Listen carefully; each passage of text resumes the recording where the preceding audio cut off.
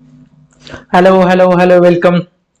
चला आपण external environment बघितलं, इंटरनल बघितलेलं, स्ट्रॅटेजिक बरोबर एक अजून इंट्रोडक्शन वगैरे सगळं बघितलेलं. 3 चॅप्टर संपून आता आपण आलोय पुढच्या चॅप्टरला, जो की आहे स्ट्रॅटेजिक चॉईसेस. रंग मॅच झाल्यामुळे बदलतोय आपण स्ट्रॅटेजिक चॉईसेस. आता बाळांनो सगळं अनालिसिस झालं आपलं, इंटरनल झालं, एक्सटर्नल झालं. आता इंटरनल एक्सटर्नल कंबाईन करून आपण स्वॉट अनालिसिस केलं, ज्यानं मला कळालं आज मला ऑपॉर्च्युनिटी काय आहेत, थ्रेट काय आहेत, आणि इंटरनलचा अभ्यास करून स्ट्रेंथ काय आहेत आणि विकनेसेस काय आहेत. आता आपण आलेलो आहोत सेकंड लास्ट टॉपिकला, ज्यामध्ये आपण बघणार आहे ऍक्च्युअल स्ट्रॅटेजीज. म्हणजे काय, जेव्हा बिझनेस एंट्री पोझिशनला असतो आणि काय स्ट्रॅटेजी ठेवली पाहिजे, जेव्हा आपली पोझिशन एक्सपान्शनरी असते. प्रोडक्ट लाईफ सायकल आपण बघितलेत, इंट्रोडक्शन बरोबर आहे का, बेसिक इंट्रोडक्शन आहे, त्यानंतर एक्सपान्शन आहे, त्यानंतर स्टॅबिलिटी आणि त्यानंतर डिक्लाइन आहे. या चारही स्टेजेसमध्ये आपण कोणकोणत्या स्ट्रॅटेजीज वापरू शकतो याचा आपण करणार आहे अभ्यास. ओके, सो बघा, without wasting any further time let's go. बघा, strategies are formulated at different levels. Strategy formulation involves well thought of decision making and cover actions dealing with the objective of the firm, shareholder allocation and coordination of strategies where business unit for optimal performance. Top management makes strategic decisions. मी सांगितलेलं top management स्ट्रॅटेजिकचे decision घेतात आणि middle level वाले एका एसबीयूच्या strategy तयार करतात आणि function level वाले middle लेवलच्या strategies implement करतात. एसबीयू सांगून झालेलं आहे स्ट्रॅटेजिक बिझनेस युनिट, ज्याचे स्वतःचे इंडिपेंडंट रिसोर्सेस असतात आणि ज्याचे स्वतःचे इंडिपेंडंट स्ट्रॅटेजीज असतात. लक्षात येते का? Which pan down for delegation at middle management and finally functional level managers execute the same strategies. लक्षात आलंय का? हे आपण बघितलेलं आहे आतापर्यंत सगळं. पुढे जाऊ, स्ट्रॅटेजिक चॉईसेस. बघा, businesses follow different type of strategies to enter the market to stay relevant and grow. मी सांगितलेलं प्रत्येक स्टेजला आपली वेगळी वेगळी स्ट्रॅटेजी असणार आहे. एंट्री लेवलला वेगळी, ग्रोथ लेवलला वेगळी आणि डिक्लाइन लेवललाही वेगळी, आणि स्टॅबिलिटी लेवलला मार्केट शेअर कॉन्स्टंट राहावं म्हणून आपण प्रयत्न करणार आहे. बरोबर का? A large number of strategies with different nomenclatures have been employed by different businesses and also suggested by different authors. बघा काय आहे, बऱ्याच स्ट्रॅटेजीला वेगवेगळी नावं देऊन बिझनेसनी स्वतःही अप्लाय केलं आणि सोबत काही ऑथर्सनी सुद्धा आपल्याला ती स्ट्रॅटेजी सजेस्ट केली. बघा, for instance, for example, William Glueck and Lawrence Jauch हे दोन्ही आपण बघितले पहिल्या चॅप्टर मध्ये. माणसं आली होती आपल्याला. Discussed 4 generic strategies including stability, growth, retrenchment and combination. आता या 4 स्ट्रॅटेजी आहेत: stability, growth, retrenchment and combination. आता हे कधी आहे, आपण टीबीडी आता बघणारच होत आपण. बघा, TBD to be discussed. These strategies have also been called grand strategies or directional strategies by many other authors. Michael E. Porter by is back suggested competitive strategies including cost leadership, differentiation, focused and focus differentiation. हे आपण last सेशनला पाहिलेलं आहे, परत explain करणार नाही मी. Which could be used by the corporates for different business units. Besides this, we come across functional strategies in the literature on strategic management and business policy. Functional strategies are meant for strategic management of distinct functions such as marketing, finance, human resource, logistics, production. बघा, सांगितलेलं आहे की ज्या मास लेवलच्या strategies असतात त्या corporate लेवलला तयार होतात. Business specific, business unit specific strategy असतात त्या मिडल लेवलला. फंक्शनल लेवल स्ट्रॅटेजीज असतात त्या प्रत्येक डिपार्टमेंट असतात. फंक्शनल मी सांगितले की डिपार्टमेंट असतं, सेल्स, प्रोडक्शन, फायनान्स ह्या होत्या. लक्षात येते का? We can classify the different types of strategies on basis of levels, stages of life cycle and competition as given in the table 1. बघा, टेबल 1 काय सांगतं की ऑर्गनायझेशनची लेवल काय आहे. बघा, corporate level, business level, functional level झाले develop करून, आपले हे कॉन्सेप्ट डेव्हलप करून आणि डिफाईन करून झालेले आहेत, शिकून झालेले आहेत. कॉर्पोरेट लेवलला असतो सीईओ, बिझनेस लेवलला असतो बिझनेस मॅनेजर, आणि फंक्शनल लेवलला असतो functional level manager, sales manager, finance manager, ह्या मॅनेजर, तेव्हा manager. Stages of business life cycle सांगून झालेले आहे. इंट्रोडक्शन स्टेज, एंट्री स्टेज, ज्यावेळी माझं प्रोडक्ट मार्केटमध्ये एंटर करतं त्याला मार्केट पेनिट्रेशन स्ट्रॅटेजी. थोडक्यात मी तुम्हाला सांगतो, आता मार्केटमध्ये एंटर करतोय, मार्केटमध्ये ऑलरेडी काही प्लेयर्स असणार आहेत. बरोबर आहे का? मार्केटमध्ये जर काही प्लेयर्स असतील तर बाळांनो आता मला काय करावं लागणार आहे, माझं प्रोडक्ट मार्केटमध्ये आणावं लागणार आहे. मार्केटमध्ये एक भगदाड पाडून त्या भगदाडात मला माझी जागा तर निर्माण करावी लागणार आहे. सो मार्केट पेनिट्रेट करायचंय, market penetration strategy. Growth stage, growth म्हणजे आता माझं मार्केट, आता माझं प्रोडक्ट बऱ्यापैकी लोकांना माहिती आहे, आता मला माझा सेल वाढवायचा आहे, याकरता ग्रोथ स्ट्रॅटेजी, ग्रोथ किंवा एक्सपान्शन स्ट्रॅटेजी. लक्षात येते का बाळांना?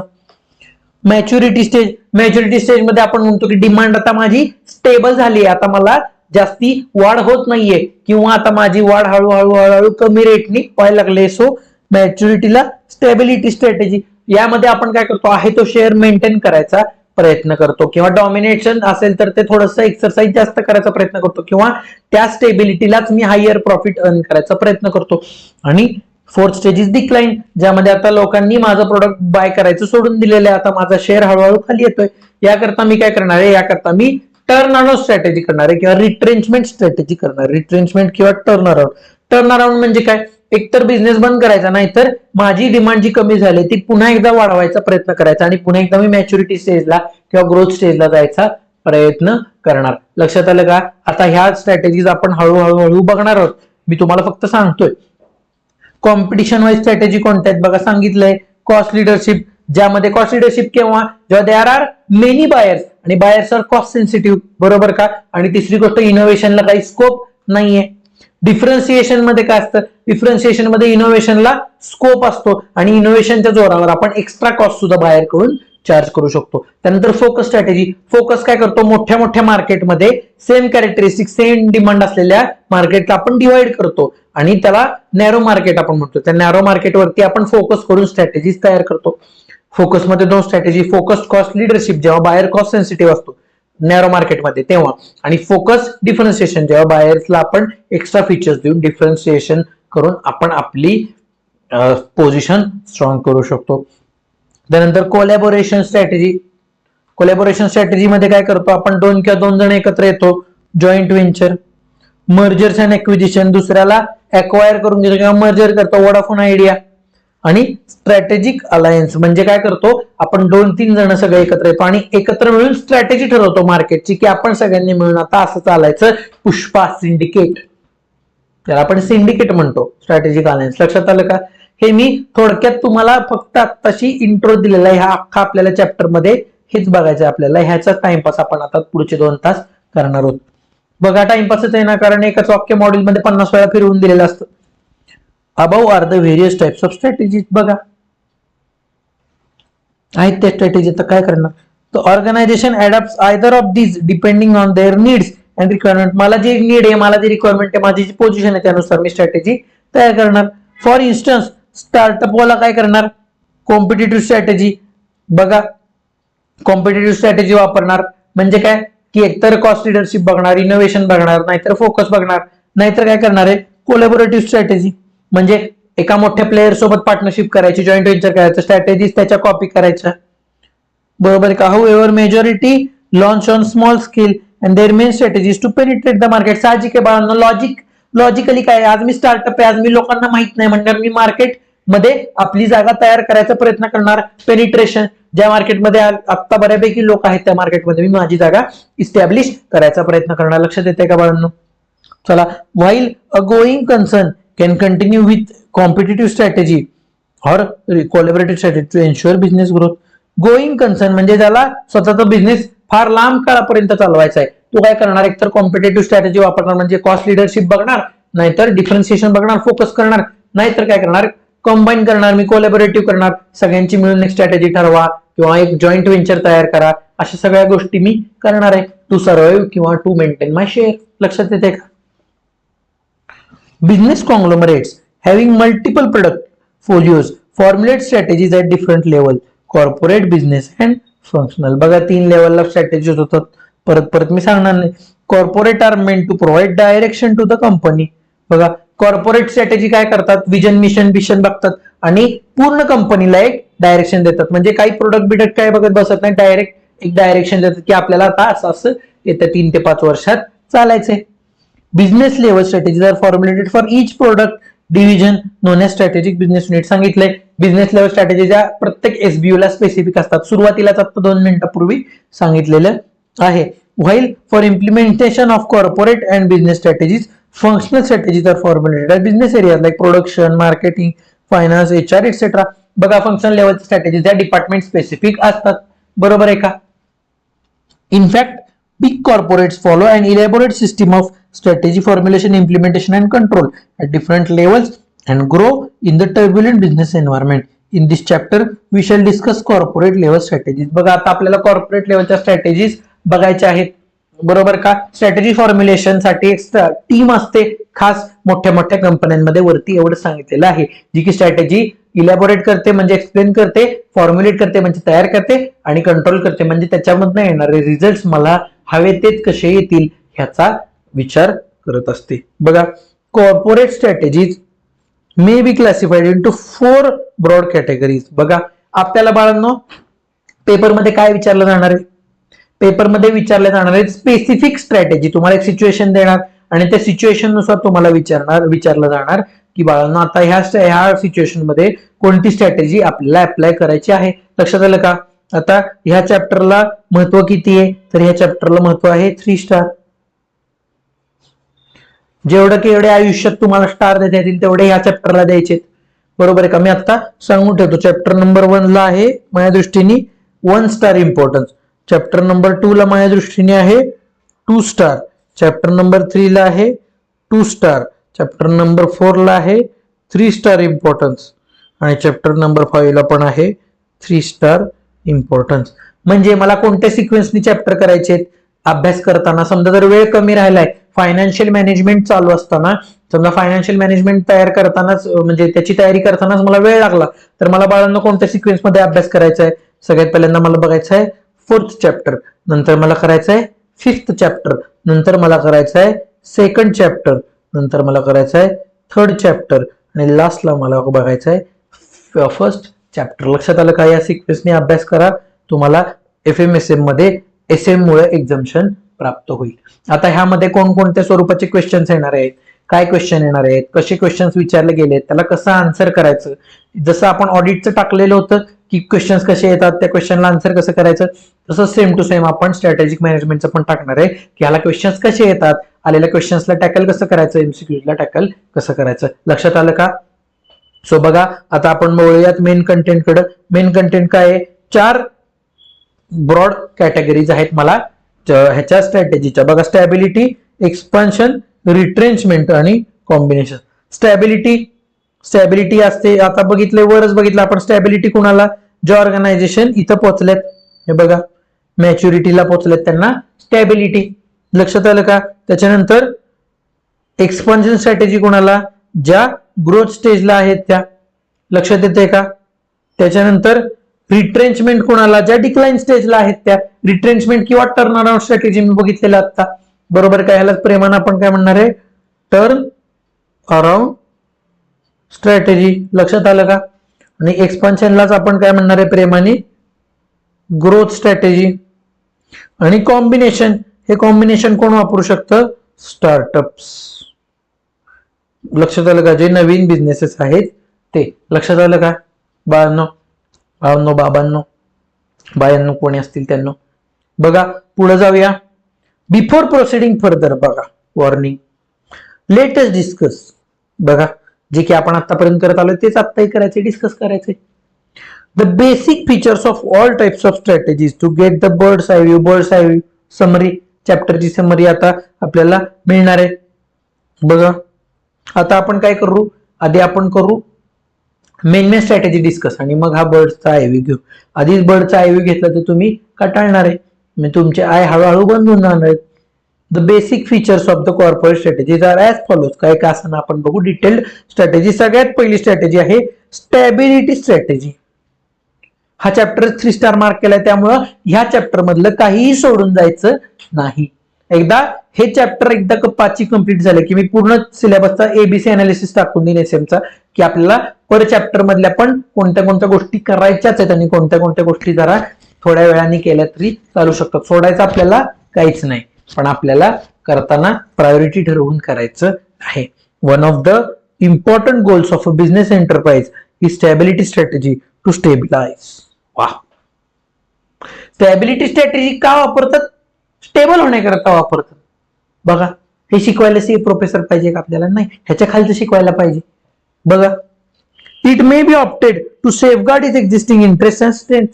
साहजिक आहे, मला काय करायचंय, मला स्टेबल व्हायचंय. माणूस स्टेबल केव्हा होतो? जेव्हा त्याच्या सगळ्या रिस्क, सगळ्या माझे रिसोर्सेस, सगळ्या ऍसेट्स, माझ्या सगळ्या रिस्क कव्हर असतात, तेव्हा मी स्टेबल होतो. बरोबर आहे का? आता आपण स्टेबल आहे का? नाही, कारण अटेम्प्ट जवळ यायला लागलेत आपले, त्यामुळे आपण आता स्टेबल नाही आहोत. आपण स्टेबल केव्हा होणार? आपण डायरेक्ट रिझल्ट बघितलं स्टेबल होणार का? कारण तेव्हा माझं करिअर, माझे रिसोर्सेस सेफगार्ड झालेले असतात. सो स्टॅबिलिटी स्ट्रॅटेजी का वापरतो आपण? To safeguard my resources, existing interest and strength. मला माझ्या स्ट्रेंथ सेफगार्ड करायचे आहेत, मला फिट व्हायचंय organization wise. Pursue well established and tested objective to continue in the chosen business path, to maintain operational efficiency on a sustained basis, to consolidate the commanding position already reached, and to optimize returns on the resources committed in the business. लक्षात आले का? बघा, हा paragraph वाचून मला काय कळालं? हा पॅराग्राफ वाचून मला फक्त एवढंच कळालं की मला स्टेबल व्हायचंय. स्टेबल व्हायचंय म्हणजे मला सेफ राहायचंय, मला माझी पोझिशन मेंटेन करायची. आणि जर मी डॉमिनन्स ऑलरेडी माझा मार्केटमध्ये असेल तर तो डॉमिनन्स सुद्धा मला वाढवायचा आहे, म्हणजे मला एक्स्ट्रा सेफ व्हायचंय का? बरोबर आहे का? आणि माझे जे काही रिटर्न्स आहेत, माझे जे रिसोर्सेस मी लावलेले, त्या रिसोर्सवरचे रिटर्न पण स्टेबल असावे बाबा. म्हणजे स्टेबिलिटी स्ट्रॅटेजीला मी का म्हणेन? एफडी म्हणेन. एफडी सगळं स्टेबल आहे, काय टेन्शन नाही, गॅरंटी प्रत्येक गोष्टीची मला असली पाहिजे. एफडी स्ट्रॅटेजी बघू. Stability strategy is pursued by a firm when. बघा, कधी स्ट्रॅटेजी वापरायची? It continues to serve in the same market and deals in similar product, same product or service. बघा, बरेच वर्ष झालं मी एकच प्रोडक्ट वापरतो, एकच मार्केट आहे. Strategy is typical for those firms whose products have reached the maturity stage of product life cycle or those who have sufficient market share but need to retain that. लक्षात आलंय का? मी आता मॅच्युरिटीला पोहोचलेलो आहे बाळांना. मॅच्युरिटीला जेव्हा पोहोचतो तेव्हा माणसाला स्टेबिलिटी हवी असते. बघा, साठीच्या माणसांना स्टेबिलिटी हवी असते, रिस्क ते घ्यायला जात नाहीत. तसंच माझं प्रोडक्ट जेव्हा मॅच्युरिटी फेजला आलेलं असतं तेव्हा मला आता स्टेबिलिटी पाहिजे असते. They have to remain updated and have to pace with the dynamic and volatile business world to preserve their market share. बघा, टू प्रिझर्व्ह म्हणजे मला काय लक्षात ठेवायचं? मला आता आहे हे बास आहे, मला आता माझ्या अपेक्षा शिल्लक नाहीत, फक्त आहे हे कमी होऊ नये, वाढलं तरी चालेल पण कमी होऊ नये, म्हणून मी स्टॅबिलिटी स्ट्रॅटेजी वापरतो. Hence stability strategy should not be confused with do nothing strategy. बघा, स्टॅबिलिटी म्हणजे काय? ईट 5 स्टार डू नथिंग अशी स्ट्रॅटेजी आहे का? नाही.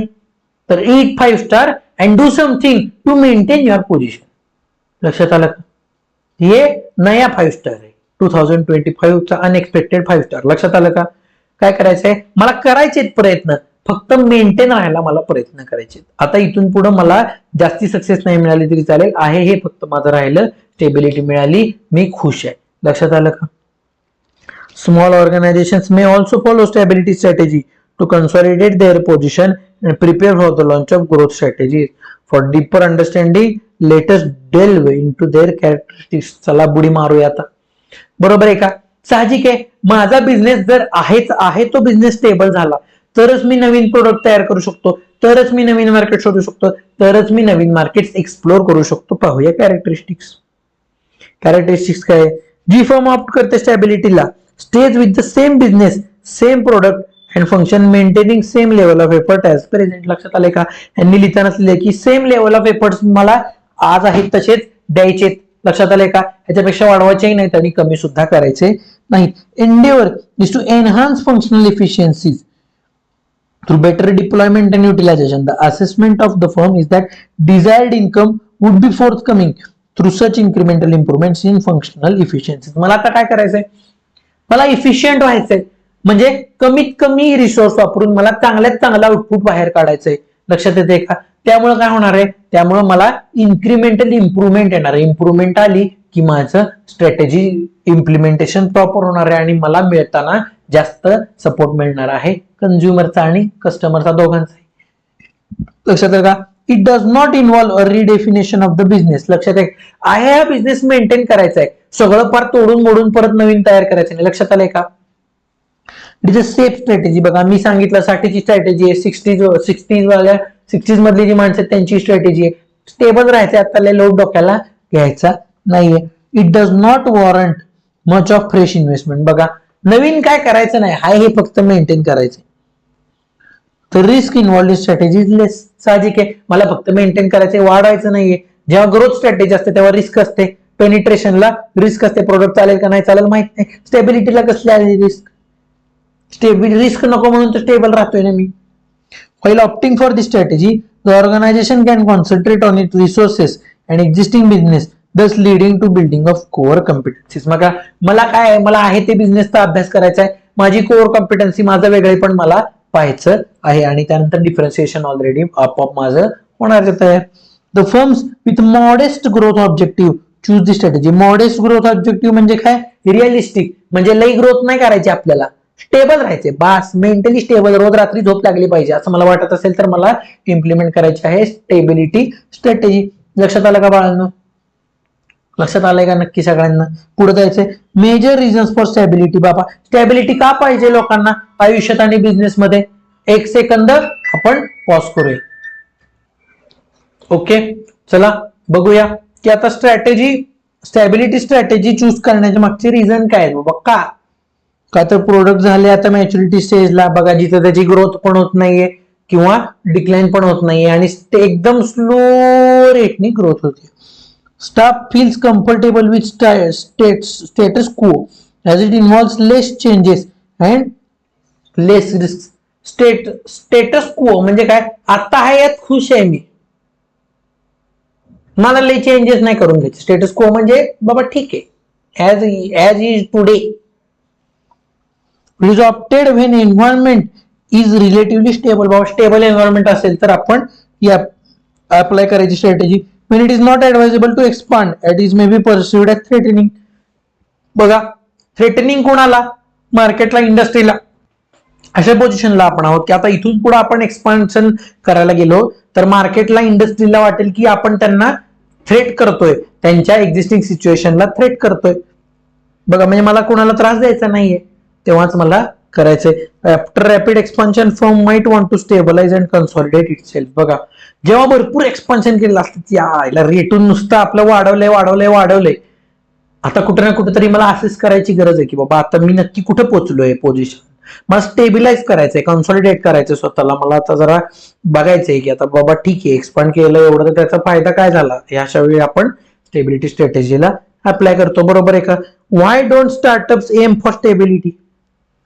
का बाबा स्टार्टअप एम नाही करत स्टेबिलिटीला? इट्स अन ऑन्टरप्रिन्युअर व्हेंचर आहे. बरोबर आहे का? Entrepreneurial venture in the early stages of ideation and development, generally created for solving real life problems through technology. Real life problem. Startup characteristic काय की ते प्रॉब्लेम सॉल्व्हिंग असतं, प्रॉब्लेम आणि solution oriented असतं. कसं? शार्क टँक मध्ये बघा ते विचारतात कोणता प्रॉब्लेम सॉल्व्ह करते हो. स्टार्टअप काय करतं? प्रॉब्लेम सॉल्व्हिंग असतं. आणि स्टार्टअप हे इनिशियल स्टेजला असतं. आयडिएशन अँड डेव्हलपमेंट म्हणजे काय? एकतर प्रोडक्टची आयडिया फक्त आलेली असते किंवा ते प्रोडक्ट आता डेव्हलप व्हायला सुरुवात झाली असती, तयार झालेलं प्रोडक्ट नुकतंच ताजं बाहेर आलेलं असतं. For it the most important factors are speed and agility because of it being nascent stage of operation. Stability is more meaningful strategy when size is expanded to full capacity and business at mature stage. Thereby we rarely see startup aiming for stability. साहजिक आहे ना बाळांनो, जेव्हा मी सुरुवात करत असतो तेव्हा मला उत्साहाने केली पाहिजे, तेव्हा मला स्टॅबिलिटी पेक्षा मला काय पाहिजे? ग्रोथ पाहिजे, मला एक्सपान्शन पाहिजे, मला स्पीड पाहिजे, एजिलिटी पाहिजे. लक्षात येते का? तेव्हाच मी माझं प्रोडक्ट फास्ट मध्ये मार्केटमध्ये आणू शकणार आहे, ते ग्रो करू शकणार आहे, मार्केटमध्ये पोझिशन तयार करू शकणार आहे, मार्केटमध्ये एक्सपान्शन करू शकणार आहे. आणि stability strategy on the other hand कशी आहे? किंवा मी पोहोचलोय आता, इथून पुढे वैकुंठच आहे आता. लक्षात आलं का? तो माणूस स्टेबिलिटीची विचार करतो, तो बिझनेस स्टेबिलिटीचा विचार करतो. लक्षात येते का? त्यामुळे स्टार्टअप वाले स्टेबिलिटीला जास्त महत्व देत नाही, ते ग्रोथला, एक्सपान्शनला महत्व देतात, जे की आहे खाली. बघूया सेकंड स्ट्रॅटेजी, ग्रोथ एक्सपान्शन. कळाली का? स्टॅबिलिटी स्ट्रॅटेजी एकदम सोपी, एकदम फालतू आहे, अवघड काहीच नाही एसएम मध्ये. फक्त आलेले क्वेश्चन इंटरप्रिट करणं तेवढंच अवघड आहे आणि त्यामुळेच पोरं एसएम मध्ये उडतात. लक्षात आलं का? चला पुढे जाऊया. पण आपण उडणार आहे का? आपण नाही उडणार, कारण आपण कोणाला फॉलो करतो? सी प्रोफेसरला. चला, the growth expansion strategy is implemented by redefining the business, by enlarging the scope of business and substantially increasing investment in the business. It is a strategy that can be equated with dynamism, vigor promise and success. It is often characterized by significant reformulation of goals and directions, major initiatives, moves involving investments, exploration and onslaught into new product, new technology, new market, innovative decision and action programs, so on. This strategy may take the enterprise along relatively unknown and risky paths full of promises and pitfalls. लक्षात आलं का? वाचून काय कळालं बाळांनो? वाचून फक्त एवढीच गोष्ट कळाली की मला आता आहे हे व्याप वाढवायचा आहे, मला ग्रोथ करायची, मला एक्सपांड करायचं, मला नवीन नवीन मार्केट्स एक्सप्लोर करायचे, नवीन प्रोडक्ट मध्ये एंट्री करायचे, माझ्या बिझनेस मधल्या माझ्या इन्व्हेस्टमेंट्स वाढवायचे आहेत, नवीन नवीन इन्व्हेस्टर्स आणायचे, त्याच्यानंतर नवीन गोल्स चेस करायचे आहेत, हे गोल्स बदलून रिस्ट्रक्चर करायचे, रिफॉर्म करायचे गोल्स माझे. त्याच्यानंतर मला काय करायचे, मेजर इनिशिएटिव्ह घ्यायचे, मेजर मूव्ह घ्यायचे, पाथ ब्रेकिंग काहीतरी मला करायचंय. जेव्हा पाथ ब्रेकिंग करायचं असतं, जेव्हा नवीन गोष्टी करायच्या असतात, तेव्हा काय येते, रिस्क येते. रिस्क सोबत येतात प्रॉमिसेस आणि पिटफॉल्स. ग्रोथ काय आहे की मला आता वाढवायचंय, बास, आता बास, इथपर्यंत मी आहे ते आता मी सॅटिस्फाईड नाही, मला आता वाढवायचंय, मला मार्केट वाढवायचं. तेव्हा नवीन पाथ आले, नवीन पाथ आले की नवीन रिस्क आले, नवीन रिस्क आले की नवीन प्रॉमिसेस आले, नवीन फॉल्स आले, नवीन सीख आल्या. बरोबर आहे का? सीख, शिकणं आलं. बरोबर का? जिथं रिस्क आहे तिकडं, जहा रिस्क आहे वहा इश्क आहे. बरोबर आहे का? बरोबर आहे का? मग जिथं रिस्क आहे तिथं आपल्याला नवीन नवीन गोष्टी कळत जाणार आहेत. सो थोडक्यात ज्या माणसाला आता माझी पोझिशन इम्प्रूव्ह करायची, एक्सपांड करायचे, तो एक्सपान्शन स्ट्रॅटेजी वापरणार, जिथे नवीन नवीनच सगळं आपल्याला करायचं. लक्षात आलं का? कॅरेक्टरिस्टिक्स काय आहेत? Involves redefinition of the business. आहे ह्या बिझनेसचं रिडिफाईन करायचं आहे मला बिझनेस. आता मला माझ्या बिझनेसला रिडिफाईन करायचं आहे, नवीन पद्धतीने चालवायचं आहे. ऑपोजिट ऑफ स्टॅबिलिटी स्ट्रॅटेजी, साहजिक आहे, स्टेबलच्या उलट आहे ग्रोथ स्ट्रॅटेजी. स्टेबल वाला म्हणतो आहे मेंटेन करायचं, ग्रोथ वाला म्हणतो मेंटेन काय नाही, आता मला वर जायचंय. अब यहां से सिर्फ ऊपर जाने का है. लक्षात आलं का? While in stability strategy rewards are limited, expansion strategy rewards are very high. काय? High risk, high reward, low risk, low reward आणि नो रिस्क, नो रिवॉर्ड. लक्षात आलं का? बघा, in the matter of risk to both or opposite. बघा, reward limited आहे, इकडे reward हाय आहे, इथं रिस्क लिमिटेड आहे, तिकडे रिस्क हाय आहे. लक्षात आले का? स्टॅबिलिटीला लिमिटेड आहे सगळं. Expansion strategy leads to business growth. साहजिक आहे, एक्सपान्शन करतोय, नवीन गोष्टी करतोय, नवीन पाथ शोधतोय, म्हणजे बिझनेस माझा ग्रो करणार आहे आता इथून पुढे. Firm with a mammoth growth ambition can meet its objective only through expansion strategy. ज्या इमेन्स ग्रोथ करायची, जसं की द सीए प्रोफेसर, महाराष्ट्रातलं नंबर 1 आपल्याला युट्यूब चॅनल करायचंय जे की मराठीमध्ये सीए शिकवतं. लक्षात आलंय का? हे काय? Immense growth, mammoth growth ambition आहे, चांगलं आहे, पण ग्रोथ अँबिशन आहे व्यवस्थित, पण मॅमथ आताचे कॉम्पिटिशन कम्पेअर करता. मग या केसमध्ये मला आता एक्सपान्शन स्ट्रॅटेजी वापरली पाहिजे, मला हायली मार्केटमध्ये पेनिट्रेशन करून घुसलं पाहिजे, त्याची आपली तयारी चालू आहे आता. Process of renewal of the firm through fresh investments and new business is facilitated only by expansion strategy. बघा, फ्रेश इन्व्हेस्टमेंट, नवीन इन्व्हेस्टमेंट आणणं, नवीन इन्व्हेस्टमेंट तयार करणं, त्यानंतर नवीन प्रोडक्ट बघणे, नवीन मार्केट बघणे, हे एक्सपान्शन स्ट्रॅटेजीमुळे शक्य होते. Is highly versatile strategy, offers several permutation combination for growth. Firm opting for expansion can generate many alternatives within strategy by altering its propositions regarding product, market function and pick one that suits the most. बघा, जेव्हा मला growth करायची, आता आपण example घेऊ the CA professor आपल्या YouTube चॅनलचं. आता मला ग्रोथ करायची तर मी व्हेरियस वेजनी करू शकतो. खूप परम्युटेशन कॉम्बिनेशन आहेत. कसे? मी पॅम्पलेट वाटू शकतो, मी काय करू शकतो, स्टुडंटचा डेटा कलेक्ट करून त्यांना पर्सनलाइज मेल पाठवू शकतो महाराष्ट्रातल्या लोकांना. बरोबर आहे का? त्याच्यानंतर मी युट्यूबला ऍड देऊ शकतो माझी. बरोबर आहे का? त्यानंतर तुम्ही माझी मत पब्लिसिटी तर करू शकता. तुम्ही माझ्याकडे आता 1 वर्ष झालं, आपण एकमेकांच्या टच मध्ये आहोत सगळे. बरोबर का? त्याच्यानंतर अजून काय करू शकतो, मी अनाऊन्स करू शकतो, रेडिओला जाहिरात देऊ शकतो, टीव्हीवर जाहिरात आपण करू शकतो. अँबिशन ठेवायचे तर मोठे ठेवायचे. लक्षात आलं का? सो मला आता बरेच अल्टरनेटिव्ह आहेत, मी कसं ग्रोथ करू शकतो, एक्सपांड करू शकतो. त्यानंतर मी माझ्या प्रोडक्टचं मार्केटिंग करू शकतो, मी पर्सनल ब्रँडिंग करू शकतो, स्वतःचं नोट्स तयार करून नोट्सचं मार्केटिंग करू शकतो. तसंही माझं एक्सपान्शन होणार आहे. लक्षात येत आहे का? सो ह्या गोष्टींमुळे काय, ह्या आता माझ्याकडे झाले ऑल्टरनेटिव्ह. आता ह्यातला जो मला बेस्ट अल्टरनेटिव्ह वाटतोय तो अल्टरनेटिव्ह मी फॉलो करतो, जो की आहे ऑर्गॅनिक मार्केटिंग. आपल्याला कुठे अग्रेसिव्ह काय ऍडव्हर्टाईज करायची नाही, आपोआप आपलं मार्केटिंग होतंय. लक्षात येत आहे का? सो हे काय ऑर्गॅनिक मार्केटिंग. आता मी माझ्या अल्टरनेटिव्ह मधला बेस्ट मला जो वाटतोय तो मी घेतला आणि तो आता चालू केला. It holds within it falls 2 major strategy routes in intensification, diversification. Both of them are growth strategies the difference lies in the way which firm actually pursues the growth. बघा, इंटेन्सिफिकेशन आणि डायव्हर्सिफिकेशन. इंटेन्सिफाय म्हणजे काय, एकदम अग्रेसिव्हली मला growth करायची, आणि diversification म्हणजे आहे ह्या बिझनेसलाच आता नवीन प्रोडक्ट तयार करायचं आहे. इंटेन्सिफिकेशन आणि डायव्हर्सिफिकेशन.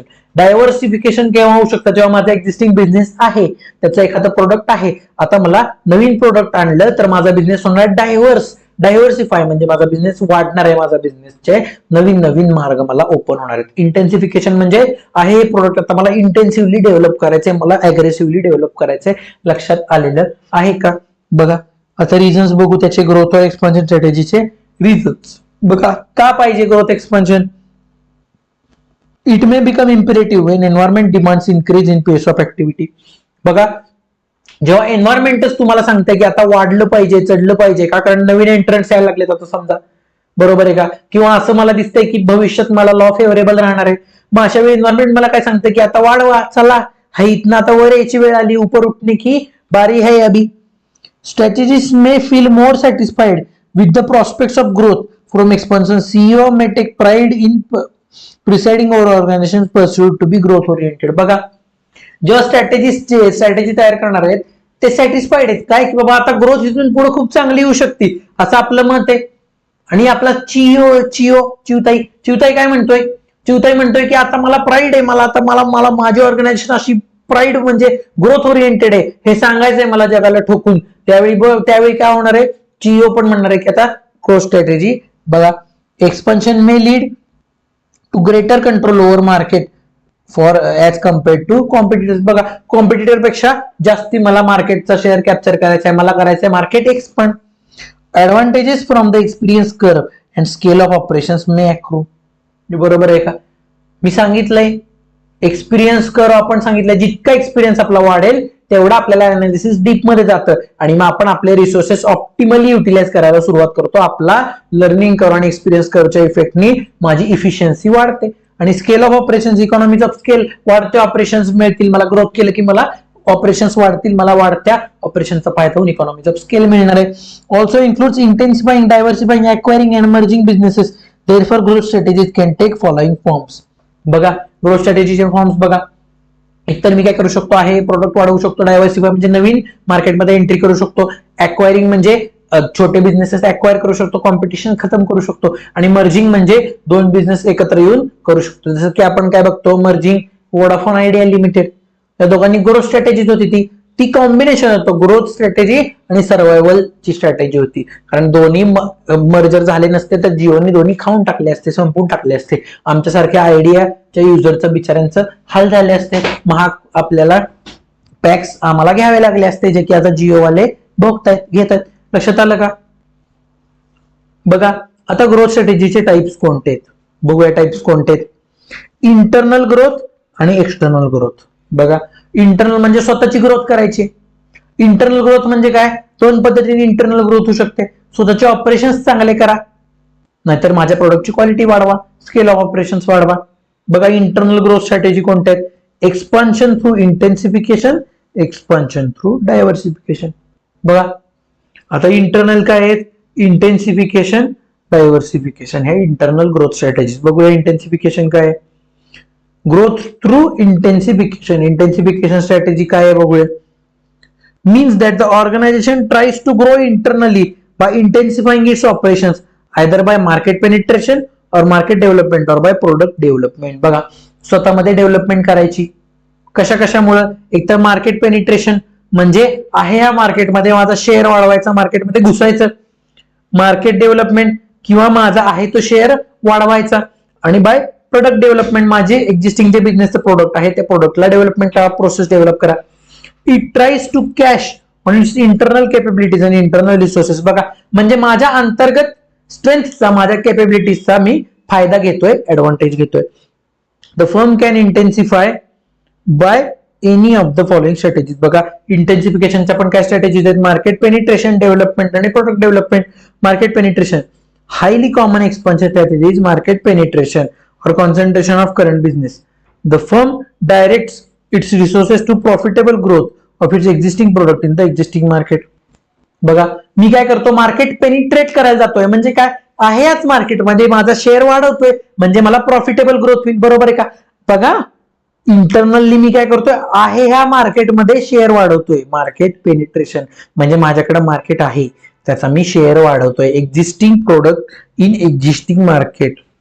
बघा कीवर्ड काय आहेत आपल्याला, एक्झिस्टिंग प्रोडक्ट, एक्झिस्टिंग मार्केट. बघा profitable growth in existing product, of its existing product in existing market. आहे याच मार्केटमध्ये आहे याच प्रोडक्टचा वापर करून मी फक्त माझा शेअर वाढवतोय. Market development, it consist of marketing present products to customers in related market areas by adding different channels of distribution or by changing content of advertising or promotional media. बघा मी काय करतोय, मी करतोय present product, existing product to customers in related market areas. Existing product in new market areas, related market areas. लक्षात येते का, existing product with related market areas by adding different channel of distribution. म्हणजे काय, ऑनलाईनचं offline करा, ऑफलाईनचं online करा. Or by changing the content of advertising, ऍडव्हर्टायझिंगची वेळ बदला. आलिया भट करत असेल तर विराट कोहलीला आणा. रॉयल, बरोबर आहे का, रॉयल चॅलेंज, नोया शेर आया नया दौर लाया मैंने, आयपीएलच्या वेळी येतं. लक्षात येते का ते. किंवा बोट, कधी हार्दिक पंड्या दिसतो, कधी सोनाक्षी चिन्ह दिसती. हे काय आहे, हे आहे मार्केट डेव्हलपमेंट. बरोबर आहे का. त्यानंतर बघूया प्रोडक्ट डेव्हलपमेंट.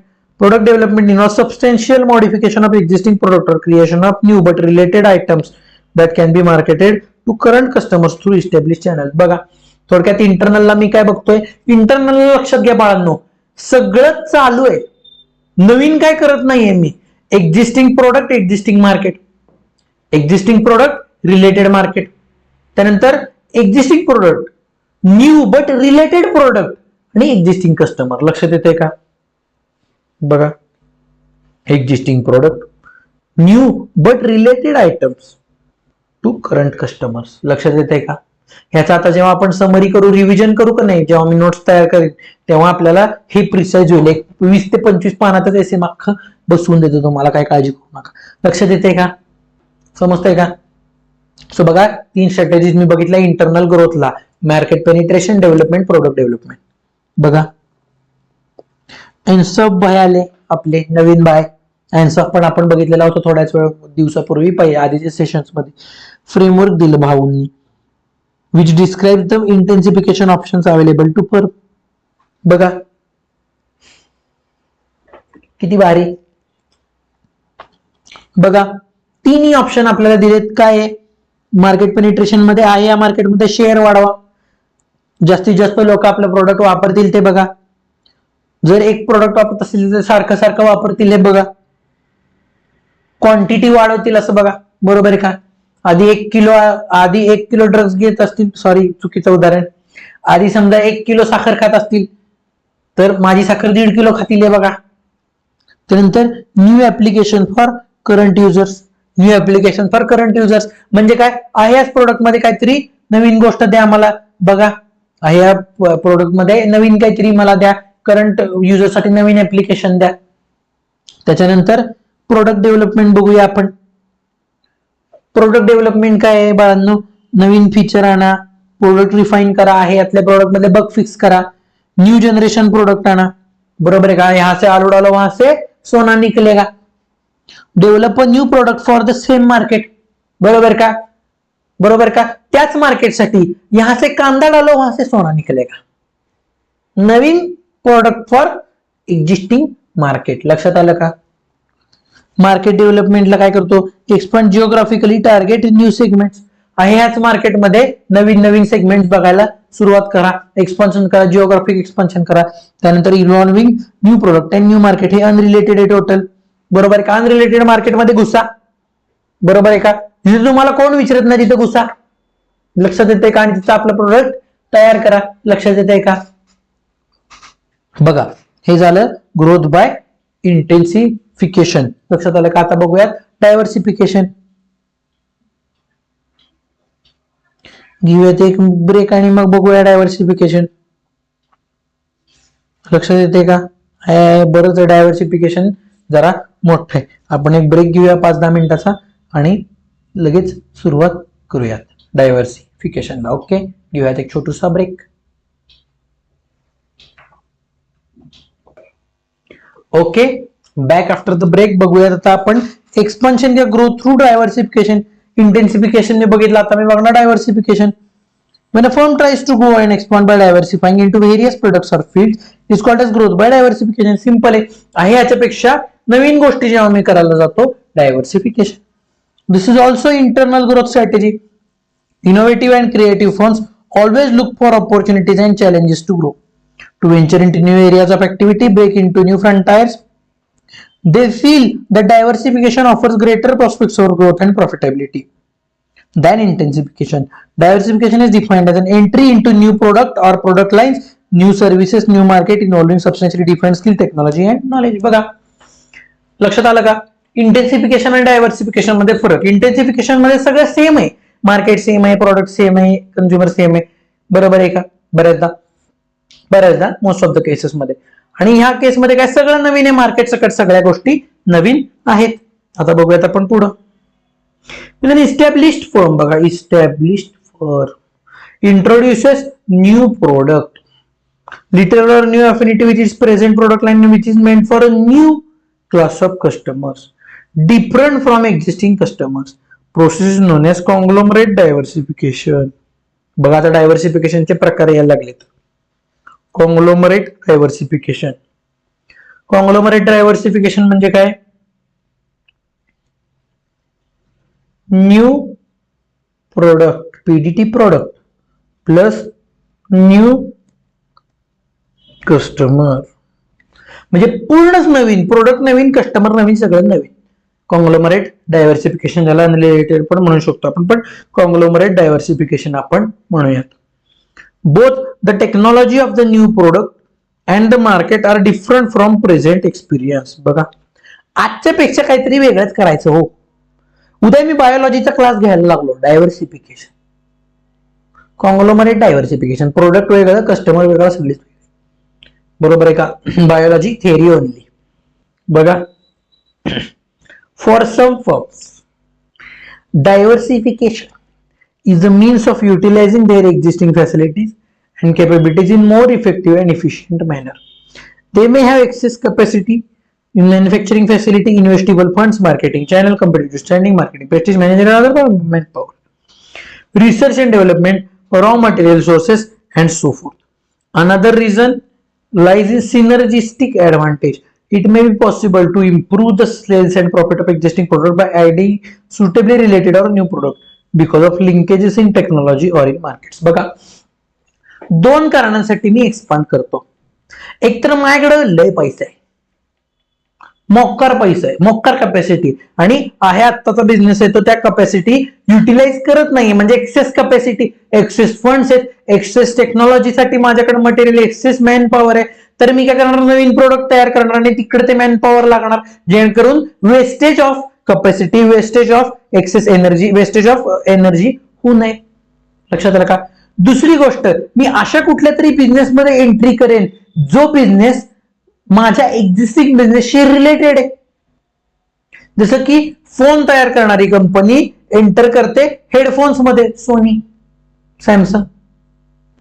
ठीक आहे, सुटेबली रिलेटेड और न्यू प्रोडक्ट आहे, प्रोडक्ट नवीन पण आहे आणि सुटेबली रिलेटेड पण आहे, कारण फोन घेणारा माणूस आजकाल हेडफोन वापरतोच. So diversification. लक्षात आलं का? Based on the nature and extent of their relationship to existing businesses, diversification can be classified into two categories. बघा, एक्सपान्शनच्या दोन कॅटेगरीज, इंटेन्सिफिकेशन, डायव्हर्सिफिकेशन. डायव्हर्सिफिकेशनच्या पण दोन मोठ्या categories, concentric diversification, conglomerate diversification, आणि तिसरं एक बाय प्रोडक्ट इनोव्हेशन. लक्षात आलं का? बघूया आता. Concentric diversification, diversification into related business, conglomerate diversification into unrelated business. जसं की मी वरती म्हणलो, कॉंग्लोमरेटला मी म्हणलेलं ह्याला अनरिलेटेड पण म्हटलं जातं, बरोबर आहे का? कॉंग्लोमरेट म्हणजे अनरिलेटेड मी सांगितलेलं होतं. कॉन्सेंट्रिक म्हणजे काय, रिलेटेड बिझनेस मध्ये जायचं की माझ्या आहे या बिझनेसला सिनर्जीचा फायदा होईल. सिनर्जी, सिंक्रोनायझेशन ऑफ एनर्जी, दोन बिझनेसच्या दोन वेगळ्या वेगळ्या गोष्टींचा मिळून मला एकत्रित फायदा होईल. लक्षात आलं का? सिनर्जी. आपण काय म्हणतो बाबा, आता कसं आहे थोडक्यात सांगतो सिनर्जी कसं. तू पण क्लास करतोय घेतोयस, मीही क्लास घेतोय, चल एकत्र मिळून क्लास घेऊ. सिनर्जी. तू वेगळे सब्जेक्ट निवड, मी वेगळे सब्जेक्ट निवडतो, पार्टनरशिप मध्ये क्लास टाकू. सिनर्जी. दोन्ही एनर्जीज मिळून एक नवीन एनर्जी तयार होते. लक्षात येतं का? त्यानंतर कॉंग्लोमरेट म्हणजे अनरिलेटेड बिझनेसेस, जसं की फिजिक्स वालांनी चालू केलं कॉमर्सचे क्लासेस. हा काय आहे? अनरिलेटेड बिझनेस आहे. तो ऑपॉर्च्युनिटी बघतोय प्रॉफिटचा. फिजिक्स वाला. लक्षात आलं का बाळांनो? ह्याचं चांगलं एक्झाम्पल आहे फिजिक्स वाला example.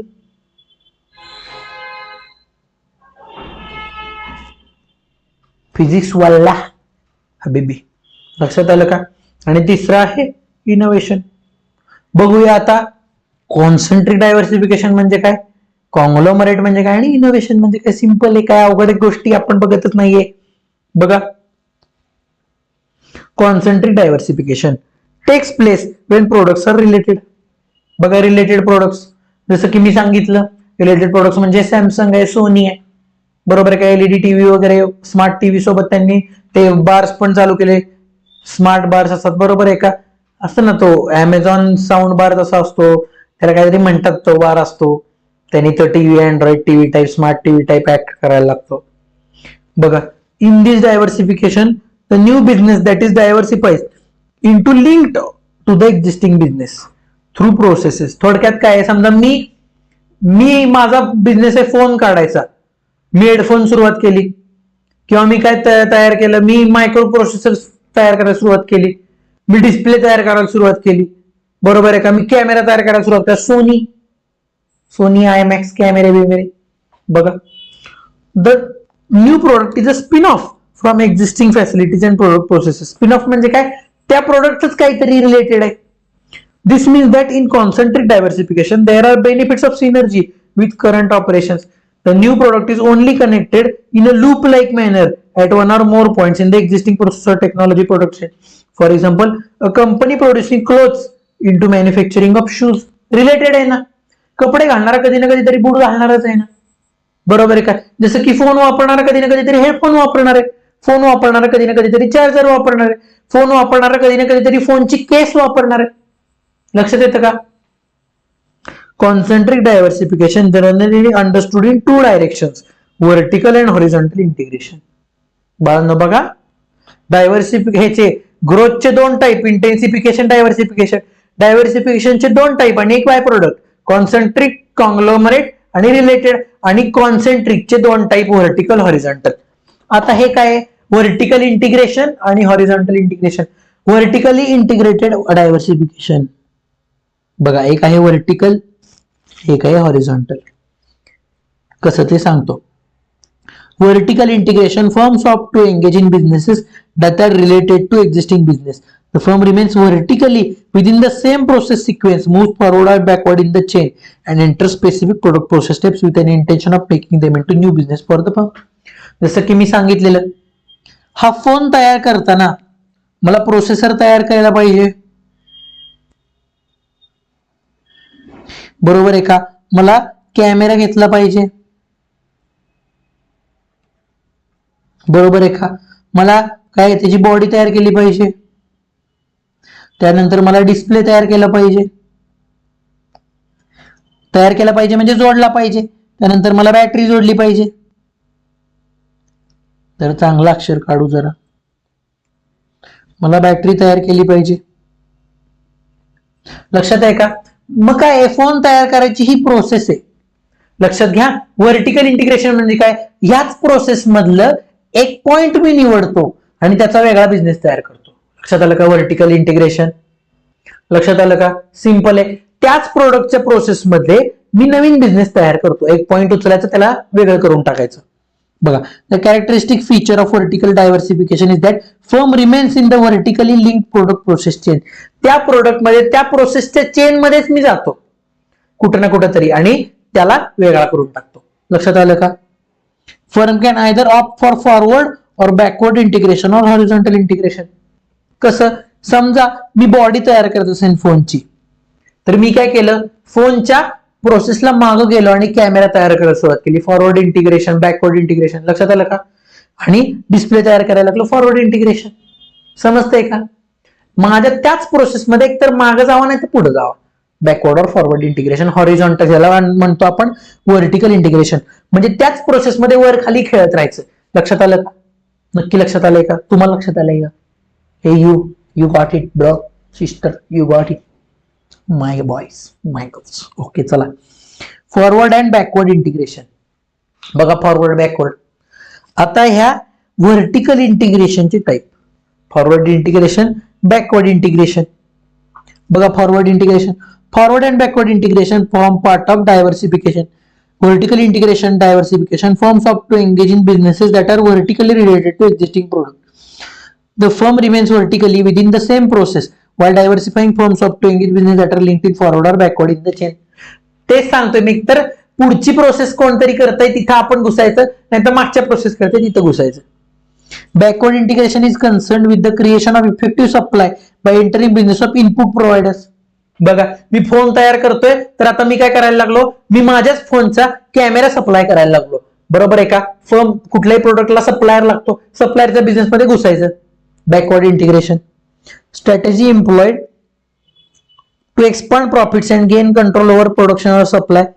Company will purchase or build business that will increase its own supply capability, lesser the cost of production. Simple आहे, कॉस्ट कमी करण्याकरता. जर एखादा प्रोडक्ट मला 150 रुपयाला मिळतंय, तर म्हणजे मला समजा कॅमेरा 150 रुपयाला मिळत असेल, तर मी काय करणार, मीच कॅमेराचा सप्लायर होतो आणि प्रोडक्ट 100 मध्ये कुठून मिळतंय बघतो. या किमतीत कॉस्ट टू कॉस्ट उचलतो, कंपनीला कॉस्ट टू कॉस्ट विकून टाकतो. लक्षात आलं का? कॉस्ट ऑफ प्रोडक्शन कमी झालं, माझं प्रॉफिट मार्जिन वाढलं. For example, large supermarket chain considers to purchase a number of farms that would provide significant amount of fresh produce. जर मी सुपरमार्केट असेल तर मी काय करतो, डायरेक्ट मॅन्युफॅक्चरर कडनं उचलतो, भाज्या डायरेक्ट फार्मर कडनं उचलतो, कॉस्ट कमी पडते. On the other hand, forward integration is moving forward in the value chain and entering business line that use existing products. Forward integration will also take place where organization enter into business of distribution channel. For example, coffee bean manufacturer may choose to merge with a coffee cafe. Coffee. Simple सांगतो उदाहरण.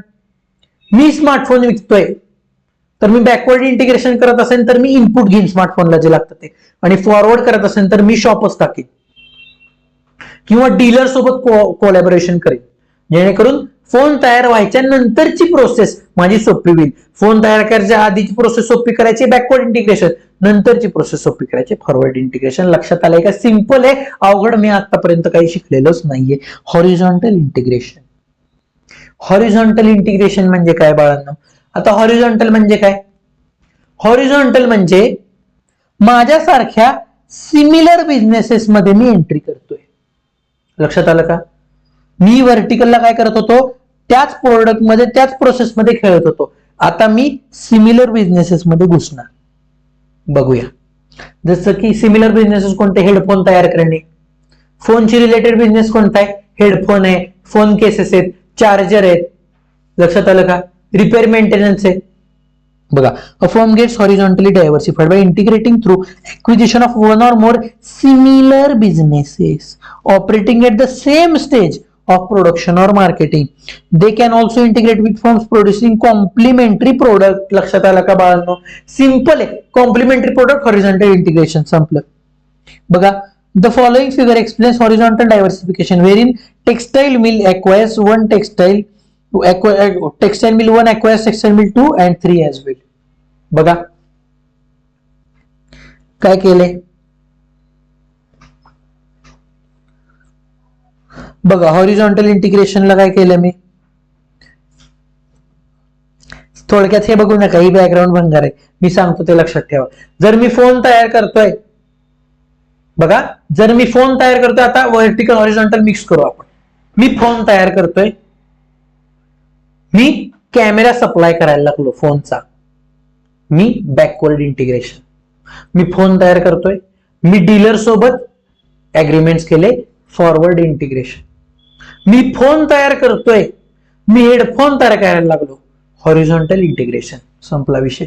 लक्षात आलं का? एवढंच होतं, बाकी काय अवघड नाहीये. आता कॉंग्लोमरेट डायव्हर्सिफिकेशन, आता बघितलं कॉन्सेंट्रिक डायव्हर्सिफिकेशन. बघा, रिव्हिजन आपण करूयात. सगळ्यात पहिल्यांदा ग्रोथ स्ट्रॅटेजीचे 2 प्रकार, बरोबर आहे का? इंटेन्सिफिकेशन, डायव्हर्सिफिकेशन, बरोबर आहे का? त्या इंटेन्सिफिकेशनचे पण होते दोन प्रकार. बघा कोणते दोन प्रकार होते. इंटेन्सिफिकेशनचे होते तीन प्रकार. Product development, market penetration, product development आणि त्याच्यानंतर तुमचं मार्केट डेव्हलपमेंट. लक्षात आलं का? त्याच्यानंतर आपण गेलो डायव्हर्सिफिकेशनचे दोन प्रकार. डायव्हर्सिफिकेशनचे कॉंग्लोमरेट डायव्हर्सिफिकेशन, कॉन्सेंट्रिक डायव्हर्सिफिकेशन. कॉन्सेंट्रिक डायव्हर्सिफिकेशनचे दोन प्रकार, व्हर्टिकल, हॉरिझॉन्टल. लक्षात आलं का? आता आपण बघू कॉंग्लोमरेट म्हणजे अनरिलेटेड, म्हणजे मी तयार करतोय फोन आणि मी साखर तयार करायला लागलो. Unrelated diversification. लक्षात येतंय का? बघा, in conglomerate diversification no link related to product market technology exist, new business disjoin from existing business in every way. संबंधच नाही दोन्हीचा, काही संबंधच नाही. जसं की किंगफिशर एअरलाइन्स आणि Kingfisher sparkling water. Sparkling water आधे दर दोन की दवा. लक्षात आलं का? एक काय हे कॉंग्लोमरेट डायव्हर्सिफिकेशन आहे. लक्षात येते का? बघा, in process or technology or function there is no connection between new products and existing product. बघा, काय संबंधच नाही. लक्षात आले का?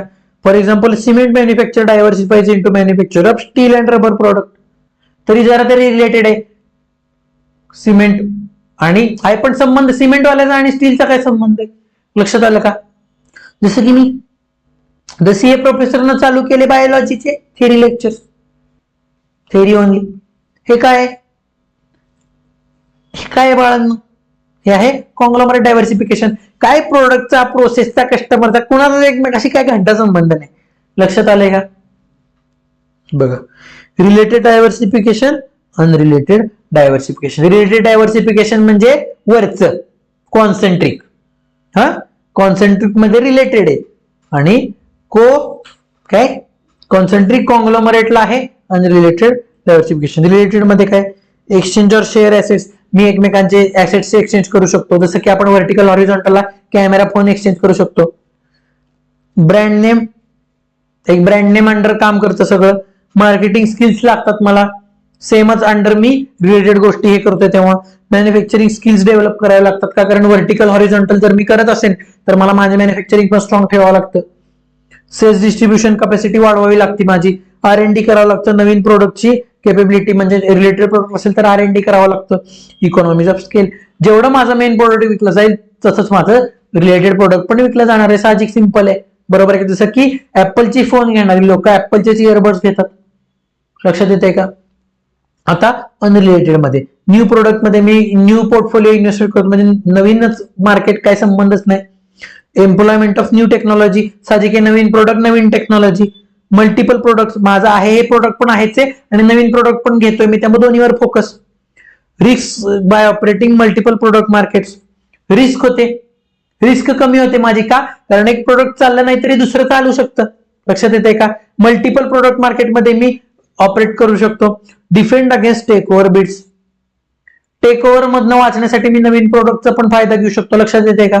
समजा शुगर इंडस्ट्री तयार केली मी आणि माझं समजा फोन इंडस्ट्री आता घायला आली माझी, तर शुगर इंडस्ट्री वाचवू शकते मला. जर त्यांनी वाचवलं तर मी माझा टेक ओव्हर होण्यापासून वाचू शकतो. Provide executive interest. प्रत्येकमध्ये एक्झिक्युटिव्ह आणि एक्सक्लुझिव्ह इंटरेस्ट आहे आणि एक्झिक्युटिव्ह इंटरेस्ट म्हणजे टॉप लेवलचा इंटरेस्ट येऊ शकतो त्याच्यामध्ये. का? तर जर दोन्ही प्रोडक्ट प्रॉफिटेबल चालायला लागले तर एक्झिक्युटिव्ह लेवलचे लोक सुद्धा इंटरेस्ट घेऊन काम करणार आहेत. लक्षात येते का बाळांनो? सिंपल आहे, अवघड काय आजपर्यंत आपण बघितलेलंच नाहीये. आयुष्यापेक्षा अवघड काहीही नाहीये. लक्षात येते का? बघा, आवडलेले ऑफलाईन मध्ये वाक्य आवडलेलं आहे. बघा, is it really worth expanding so much to diversify business into unrelated product. मला घुसलंच पाहिजे का अनरिलेटेड गोष्टींमध्ये? बघा, कॉम्प्लेक्स आहे बाळांनो. नवीन प्रोडक्ट अंडरस्टँड करा, त्याचं मार्केट बघा, त्याचा इंटरनल एक्सटर्नल अनालिसिस करा. या सगळ्या जग आतापर्यंत मारत आली ती नवीन प्रोडक्ट साठी पुन्हा जग मारावी लागते आपल्याला. लक्षात आलं का? कॉम्प्लेक्स आहे बाळांनो, पण काय कॉम्प्लेक्स नाही आयुष्यात. Conglomerate diversification financially makes a lot of sense. जर माझं एका प्रोडक्ट किंवा आता समजा लक्षात घ्या, जर माझं फोनचं मार्केट गणलं तर हळूहळू माझं इयरफोनचं मार्केट पण कदाचित गणण्याची चान्सेस आहेत, कारण रिलेटेड आहे. व्हर्टिकल करत असेल तर झोपलोच. फोन जर गणला तर फोनला लागणारा कॅमेरा पण गणला आणि झोपला ना भाऊ. पण इथं फायनान्शियली सेन्स आहे का, कारण एका प्रोडक्टचा लॉस दुसरा प्रोडक्ट कुठं ना कुठेतरी काय करू शकतो, कॉम्पन्सेट करू शकतो. मोदींची फौज आपण फॉलो केली बघा, compensate. It creates access new pool of customers thereby expanding its customer base. काय माहिती, माझ्या नवीन कस्टमरला माझं आधीचं प्रोडक्ट आवडू शकतं बघा. It allows access to markets and cross selling new products. Cross selling म्हणजे ह्या कस्टमरला ते प्रोडक्ट विकू शकतो, त्या कस्टमरला हे प्रोडक्ट विकू शकतो. Leading to increase revenue. Further it eases management of losses in a business. Profits in one business can be use to keep loss of another business. Simple आहे, मी आता बोललोय, एकाचा प्रॉफिट दुसऱ्याचा लॉस एकत्र करून आपण कुठे ना कुठेतरी सस्टेन करू शकतो, सर्व्हाइव्ह करू शकतो. बरोबर आहे का. ही स्ट्रॅटेजी बरीच लोक रिअल लाईफ मध्येही वापरतात. एक चिडली की दुसरी ती कॉम्पन्सेट होती, पण दॅट इज नॉट ऍडवायजेबल आणि तुमच्या आमच्यासारख्यांना कोणच मिळत नाही बघा. इनोव्हेशन. इनोव्हेशन तिसरा आपला बाय प्रोडक्ट छोटूसा. बरोबर आहे का. काय बघितलं, कॉन्सेंट्रिक कॉन्ग्लोमरेट, आता इनोव्हेशन. इनोव्हेशन नया कुछ तो नया चाहिए. Innovation drives upgradation of existing product lines or process, leading to increased market share, revenue, profitability, and most important, customer satisfaction. Some may argue that innovation leads to unnecessary expenses that do not give as much returns, but on the contrary, for business to grow long term, innovation offers the following. बघा, innovation म्हणजे आहे ह्या प्रोडक्टला काहीतरी नवीन करायचं, upgrade करायचं, जेणेकरून माझा market share वाढेल. Ideal example Tata. कोविड नंतरचे टाटाचे डिझाईन बघा, डिझाईन मध्ये जे इनोव्हेशन आणलं टाटानी, आता असल्या बाप गाड्या दिसतात टाटाच्या. आता मारुतीच्या एवढ्या लेवलनी फिरत होती त्या लेवलनी आता हायवेवरती टाटा सुद्धा दिसतात तुम्हाला बघा. ह्यांनी फायदा होतो, इनोव्हेशननी फायदा होतो बघा. इनोव्हेशन आपल्याला काय काय ऑफर करतं बाळांनो. Helps to solve complex problems. Business tries to find opportunities in existing problems of society, and it does so to plan innovation in areas of expertise. The guided innovation helps to solve complex problems by developing customer-centric sustainable solutions. For example, pressing problem of environmental damage is being tackled heads-on by shifting to renewable sources of energy. It might be costly in introductory stages, but long run it will only have economical and environmental sustainability. साहजिक आहे. काय सोसायटीचे problem solve करण्याकरता मी काय करू शकतो, मला complex, आता पोल्युशन हा काय कॉम्प्लेक्स प्रॉब्लेम आहे, ह्याला सॉल्व्ह करण्याकरता मी रिन्युएबल सोर्सेस मध्ये घुसलो. बरोबर आहे का. सोलर एनर्जी सुरुवातीला खर्चिक आहे पण लॉंग टर्मला फायद्याचं आहे.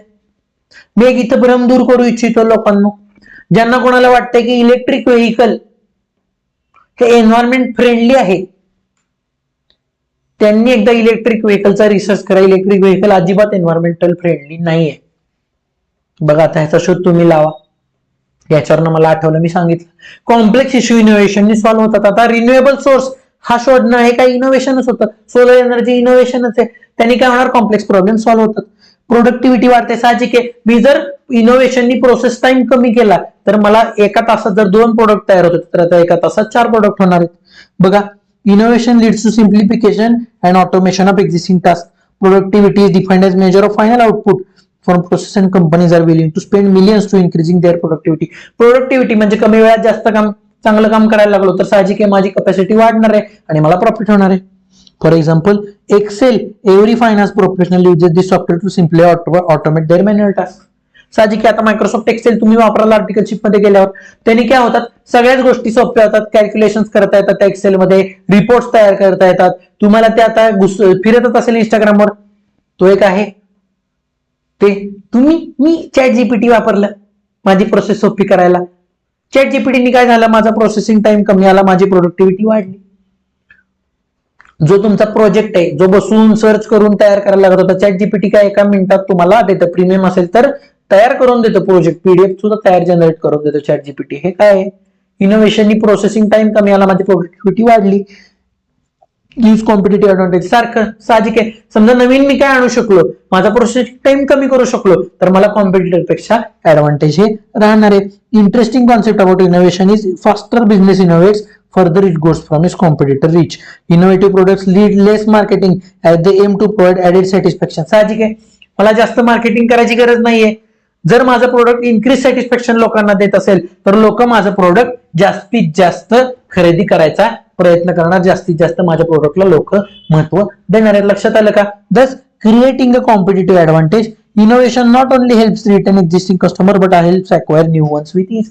साहजिक आहे, टाटाचा फायदा झाला. आता आमच्या घरी पण चर्चा चालली आहे, जर नवीन कधी गाडी आली तर ती येणार टाटाची. आता मारुती वॅगनर वापरत असतो समजा आम्ही, तर आम्ही आता वापरताना काय वापरणार, इथून पुढे टाटा घेणार. खाकर इन्क्रीज सेफ्टी, डिझाईन पण चांगलं आहे, सगळंच बेस्ट आहे. लक्षात आलं का? इनोव्हेशनचे हे फायदे असतात. समजलंय का इंटरनल ग्रोथ स्ट्रॅटेजीज? घेऊयात एक छोटासा ब्रेक आणि चालू करूयात एक्सटर्नल ग्रोथच्या स्ट्रॅटेजीज. चला बघूयात एक्सटर्नल ग्रोथ स्ट्रॅटेजीज. इंटरनल झाला तर एक्सटर्नल बघू. When the organization instead of growing internally thinks of diversifying by making alliances with external organizations is called as external growth diversification. So internal म्हणजे स्वतःच स्वतः प्रयत्न करायचे, एक्सटर्नल म्हणजे कुणाच्या तरी सोबत ग्रोथ करायची. It can be classified in 2 ways. बघा प्रत्येकाचे दोनच वेज आहेत, तिसरा वे नाहीये.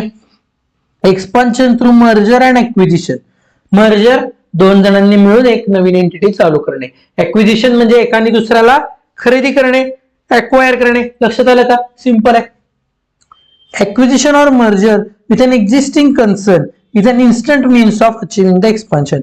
It is an attractive and tempting proposition in the sense that it circumvents the time, risk and skills involved in screening internal growth opportunities, seizing them and building up the necessary resources required to materialize the growth. Organizations consider merger and acquisition proposals in a systematic manner so that marriage would be mutually beneficial, a happy and a lasting affair. लक्षात आलं का बाळांनो? Internal बघा, आपण काय करतो, internally करताना नवीन market शोधतो, नवीन बिझनेस स्वतः चालू करतो. म्हणजे काय, रिसोर्सेस आहेत ते आपण रिसोर्सेस काय करतो, स्वतःहून अक्वायर करायचा प्रयत्न करतो, स्वतःहून घेतो. पण मर्जर ऍक्विजिशन अट्रॅक्टिव्ह आहे का? कारण दुसऱ्या ऑर्गनायझेशनचे रेडी रिसोर्सेस मला अवेलेबल होतात, सगळं रेडी मिळतं. त्याचं मॅन पॉवर, त्याची वेल्थ असेल, हेल्थ, हे सगळं सगळं सगळं आपल्याला रेडीमेड मिळतं. सो त्यांनी काय केलंय, त्यांनी मर्जर ऍक्विजिशनला नाव दिलंय marriage. A happy and a lasting affair rarely seen in the today's world. लक्षात आलं का? मर्जर्स अँड ऍक्विजिशनचा फायदा काय? रेडी रिसोर्सेस मिळतात, रेडी सगळ्या गोष्टी मिळतात, एवढाच विषय आहे. बरोबर आहे का? आपण त्याला मर्जर ऍक्विजिशनच म्हणूया. Apart from the urge to grow, acquisition and mergers are resorted to for purpose of achieving a major of synergy between the parent and the acquired enterprises. Parent म्हणजे होल्डिंग कंपनी, अक्वायर्ड म्हणजे subsidiary company. Synergy may result from such basis as physical facilities, technical and managerial skills, distribution channel, general administration, research development and so on. बघा थोडक्यात काय आहे, एका एंटिटीचे सगळे resources दुसरी entity वापरू शकते आणि दुसऱ्या एंटिटीचा एक्सपर्टाइज पहिली एंटिटी वापरू शकते. Ready. Only positive synergetic effects are relevant in this connection, which denotes that positive effects of merged resources are greater than the effects of individual resources before merger and acquisition. बघा, individually काम करण्यापेक्षा एकत्र काम करूयात. Mergers acquisition, Vodafone India limited the best example of merger. दोघांनी मिळून बऱ्यापैकी industry आता सांभाळली आहे, जिओ सोडून. जिओला कॉम्पिटिटर दोघच आहेत आता, एअरटेल एक आहे पण ठीक आहे. वी हे सगळ्यात मोठा आता कॉम्पिटिटर आहे जिओला. Merger and acquisition in simple words are defined as process of combining two or more organizations together. There is a thin line of difference between these two terms, but the impact of combination is completely different in both cases. Some organizations prefer to grow through mergers. Merger is a process when two or more companies come together to expand their business operations. In such a case, the deal gets finalized on friendly terms and both organizations share profit and the newly created entity. In merger, two organizations combine to increase their strength and financial gains along with the breaking of the trade barriers. Simple आहे बाळांनो. मर्जरचा example VI, Vodafone India limited. Vodafone individual existence संपला, Idea individual existence संपला, दोघांनी मिळून एक fresh entity तयार केली वी, आणि ते आता एकमेकांचे बेनिफिट्स शेअर करतात. लक्षात आलं का? मर्जर मध्ये फ्रेंडली टर्म्स असतात आणि ऍक्विजिशन मध्ये जरा हॉस्टाईल टर्म्स असतात. When one organization takes over the other organization and controls all its business operation, it is known as acquisition. बघा, जेव्हा माझा कंट्रोल तयार होतो, मी मेजॉरिटी शेअर्स घेतले, आता ती माझी सबसिडरी म्हणून त्याला आयुष्यभर जगावं लागतं, माझ्या टर्म्सवरती त्याला काम करावं लागतं. It known as acquisition.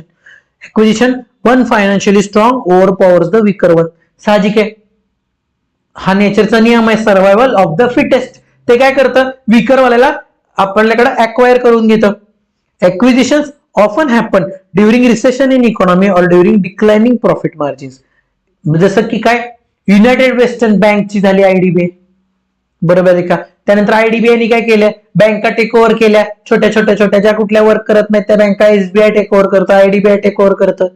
हे कशासाठी करतं, वीकर वन हे स्ट्रॉंगर वन घेतो आणि माझं मार्केट पण वाढतं. जिथं जिथं ती बँक आधी अवेलेबल होती तिथं तिथं आता मला माझ्या ब्रांचेस माझ्या नावाने उघडता येतात. Acquisition benefit. The combined operations then run under the name of powerful entity. A deal in case of acquisition is often done in unfriendly manner. It is more or less a force association where powerful acquires the operations of weaker position and is forced sell to its entity. लक्षात आहे का, majority shares मी घेतले, त्याला काय consent बिन्सेंट friendly बिंडली काय संबंध नाही, घेतलं, काम माझ्या नावाने चालू. लक्षात आलं का बाळांनो. मर्जर, तेच आता horizontal vertical same. Horizontal merger म्हणजे काय, माझ्या रिलेटेड सेम इंडस्ट्रीमध्ये जर मी ऍक्विजिशन केलं, कॉम्बिनेशन केलं, मर्जर केलं, म्हणजे सेम इंडस्ट्रीवाल्यांनी एकत्र आले तर काय झालं, हे झालं हॉरिझॉन्टल मर्जर. हे हॉरिझॉन्टल मर्जर कोण आहे, व्ही. सेम इंडस्ट्री, टेलिकॉम इंडस्ट्रीमध्ये झालेलं merger is a combination of firm engage in the same industry. Same इंडस्ट्रीवाली एकत्र आली, नवीन फर्म चालू केली, विषय संपला. Merger with a direct competitor. The principal objective behind this type of merger is to achieve economies of scale in the production process by shedding duplication of installation and function, widening the line of product, decrease in working capital, fixed asset investment, getting rid of competition and so on. बघा, competition कमी करण्याकरता किंवा competition इंटेन्सिफाय करण्याकरता केलेलं merger आहे VI Vodafone India limited. For example, formation of book bond Lipton T through merger of Lipton T and book bond. बघा, आधी book बॉन्डची वेगळी जाहिरात यायची, लिप्टनची वेगळी यायची, आता लिप्टन आणि ब्रुक बॉन्डची एकत्र जाहिरात येते. लक्षात आलं का. त्याच ते सोडून द्या, हे एक्झाम्पल आहे व्ही. सेम इंडस्ट्रीमध्ये केलेलं मर्जर.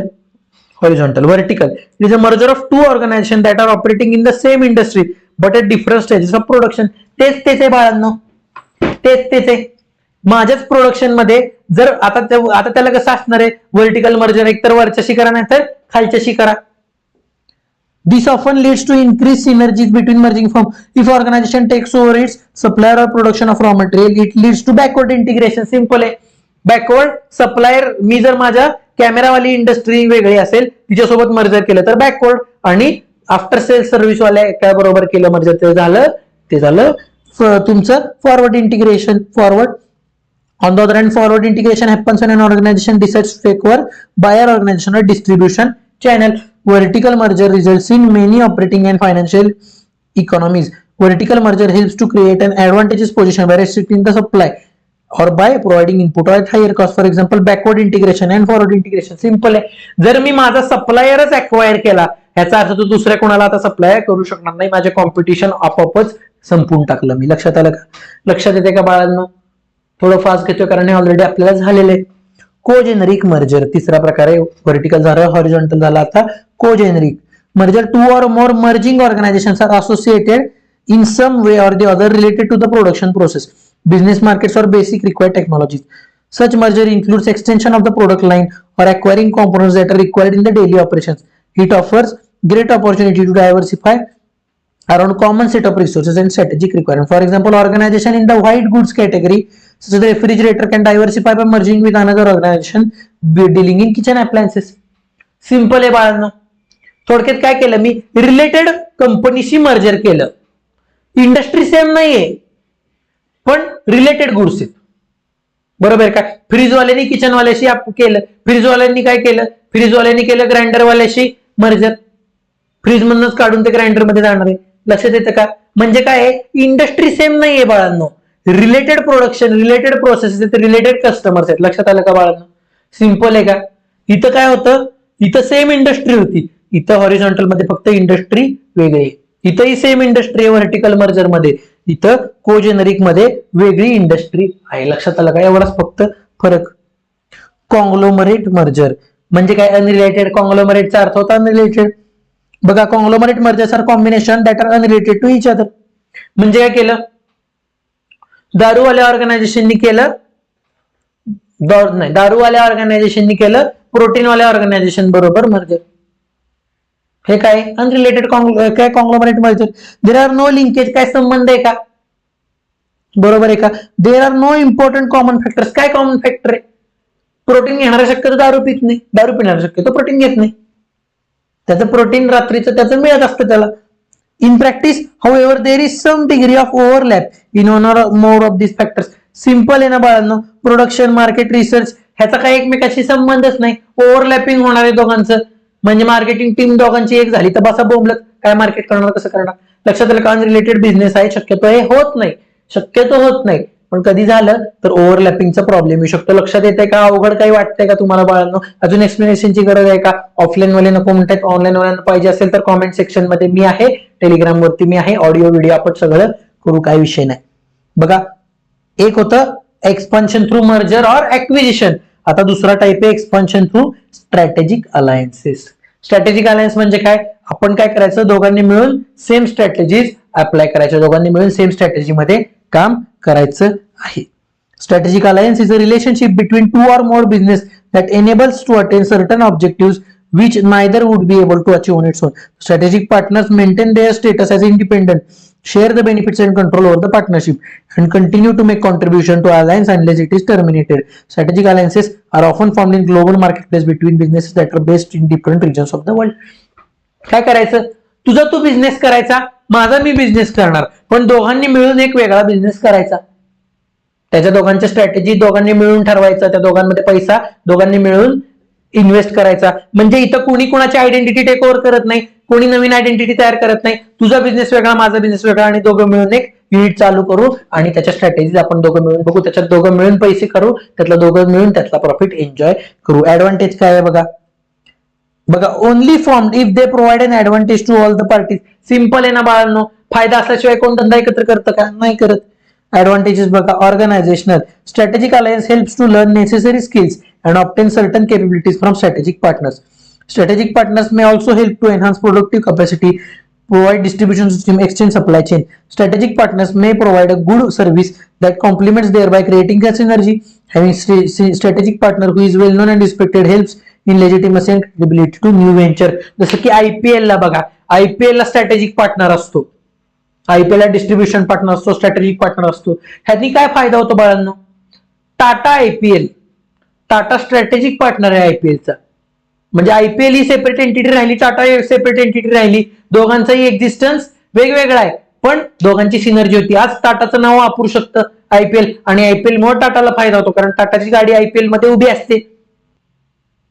लक्षात आहे का, आलं का लक्षात, हा आहे फायदा सिनर्जीचा. ऑर्गनायझेशन दोघांनाही फायदा होतो, वेल नोन असल्यामुळे एकमेकांचे मनी वापरू शकतो आपण, एकमेकांची सिस्टीम वापरू शकतो, आणि एकमेकांच्या रेप्युटेशनचा पण फायदा होतो एकमेकांना. लक्षात आहे का बाळांनो, सिंपल. स्ट्रॅटेजिक अलायन्सला तुम्ही करा आयपीएल एक्झाम्पल, किंवा जे रियालिटी शोज होतात,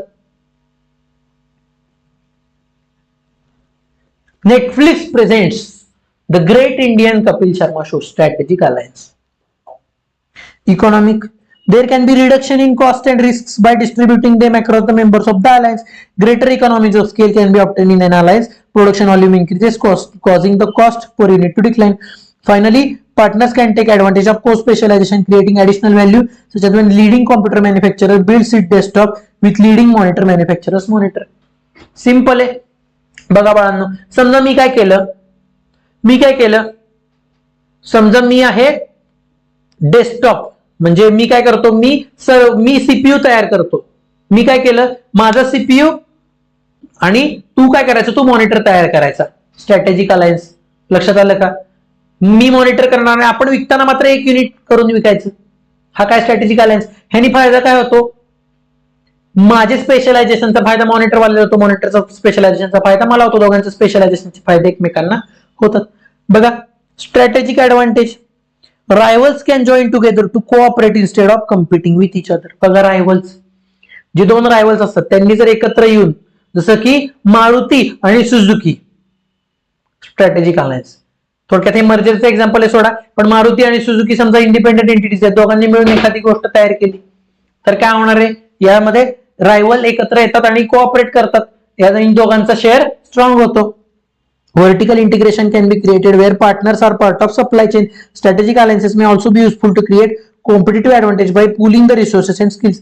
This may also help with future business opportunities and the development of new products and technology. बघा, strategic alliances may also be use to get access to new technologies or pursue joint research and development. बघा, साहजिक आहे, दोघंही वेगवेगळ्या रायव्हल होणार, दोघंही वेगवेगळ्या strategy implement करणार, त्यापेक्षा दोघं एकत्र येऊ आणि एकत्र एकमेकांना मदत करू, सगळे दोघं मिळून रिसर्च करू, दोघं मिळून डेव्हलपमेंट करू, दोघं मिळून स्ट्रॅटेजी सेट करू, दोघं मिळून लॉजिस्टिक्स वाले बघू, दोघं मिळून मार्केटिंग करू. याचा अर्थ काय होतात, रायव्हल एकत्र येऊन कोऑपरेट करतात आणि स्वतःची पोझिशन स्ट्रॅटेजिकली स्ट्रॉंग होते. लक्षात आलं का बाळांनो? Political, sometimes strategic alliances are form with a local foreign business to gain entry into foreign market, either because of local prejudices or legal barriers to entry.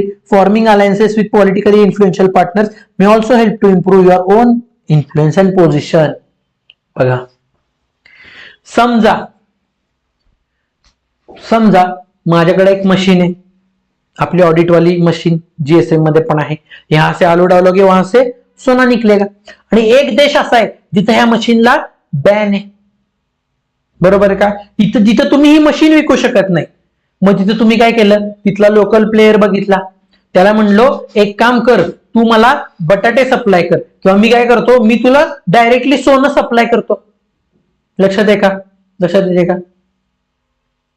किंवा समजा आता काय करू आपण, अजून एक गोष्ट करू. समजा मी एखाद्या देशात जाऊन, समजा हे मशीन मी एखाद्या देशात विकतोय, त्या देशामध्ये इम्पोर्ट ड्युटी खूप आहे, म्हणजे साहजिक आहे, मी एखाद्या देशात माझं प्रोडक्ट विकणार, म्हणजे तिथं काय होणार, माझा एक्सपोर्ट, त्या देशात होणार इम्पोर्ट ड्युटी जास्त असल्यामुळे मी काय केलं, मला इथे कॉस्ट भरावी लागेल, माझ्या बाहेरला भरावी लागेल. मी काय केलं, मी त्या देशात गेलो, त्या देशात एक माणूस बघितला जो सिमिलर काइंड ऑफ बिझनेस करतो, त्याला काय म्हणलं, एक काम कर, तू माझं प्रोडक्ट तयार करून विक, म्हणजे इम्पोर्ट ड्युटी वाचेल, बरोबर आहे का? आणि आलेला जो काही पैसे, ते पैसे फक्त मला पाठवून दे.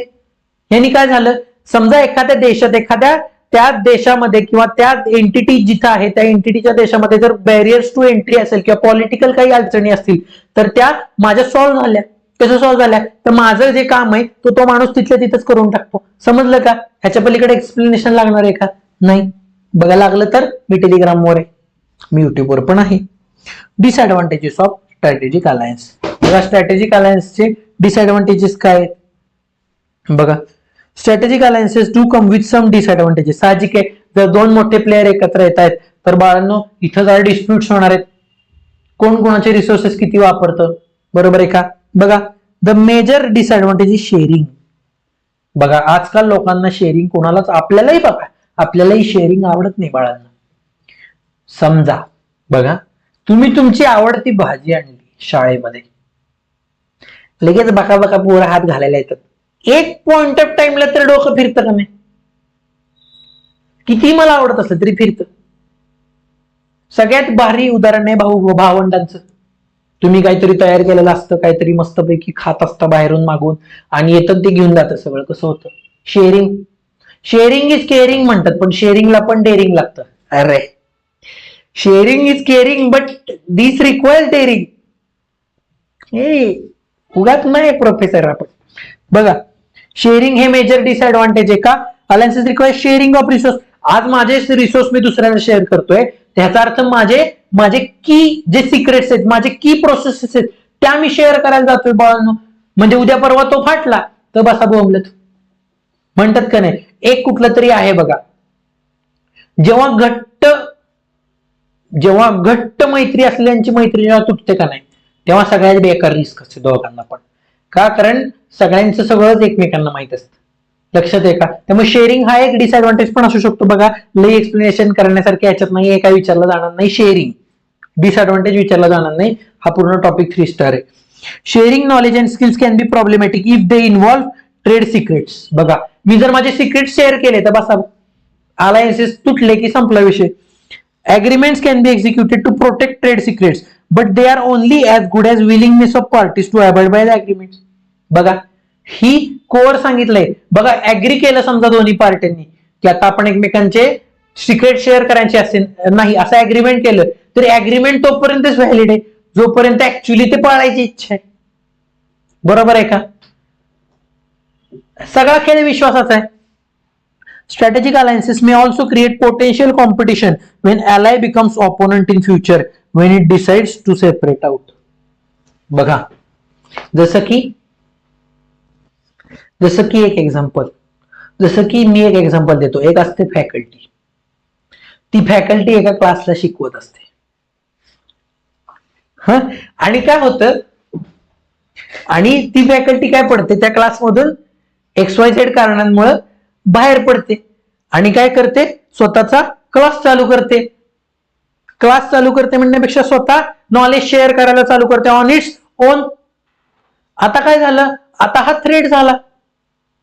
जरीही नॉलेज शेअरिंग हे ओनली त्याच्यातलं पर्पज असेल काही असेल, पण आता काय झालं, जेव्हा तुमचा जो जेव्हा तुमचा ally आहे तो बाहेर पडून सेम लाईन ऑफ बिझनेस मध्ये येतो तेव्हा तो होतो कॉम्पिटिशन. जसं की आर्टिकलशिप ज्याच्या अंडर केलेली आहे, समजा एखाद्या आपल्या प्रिन्सिपलच्या अंडर आपण आर्टिकलशिप केली, बरोबर. आता प्रिन्सिपल कोण आहे, तुमचा जो प्रिन्सिपल असणार आहे तो आहे चार्टर्ड अकाउंटंट इन प्रॅक्टिस.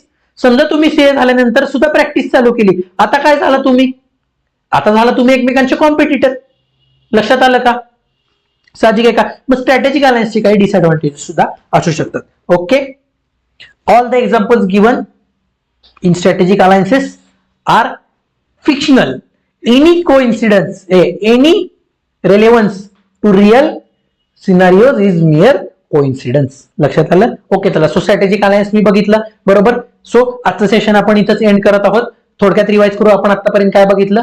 आतापर्यंत आपण बघितली स्टेबिलिटी स्ट्रॅटेजी, ग्रोथ स्ट्रॅटेजी. आतापर्यंत आपण ग्रोथ स्ट्रॅटेजी बेसिक होती ती बघितली. ग्रोथ स्ट्रॅटेजी मध्ये दोन प्रकारचे ग्रोथ करतो, इंटरनल, एक्सटर्नल. इंटरनल मध्ये काय करतो, इंटरनल मध्ये इंटेन्सिफिकेशन, डायव्हर्सिफिकेशन. इंटेन्सिफिकेशन मध्ये 3, product development, market penetration, market development, बरोबर. त्याच्यानंतर डायव्हर्सिफिकेशन. डायव्हर्सिफिकेशन मध्ये 2, कॉंग्लोमरेट आणि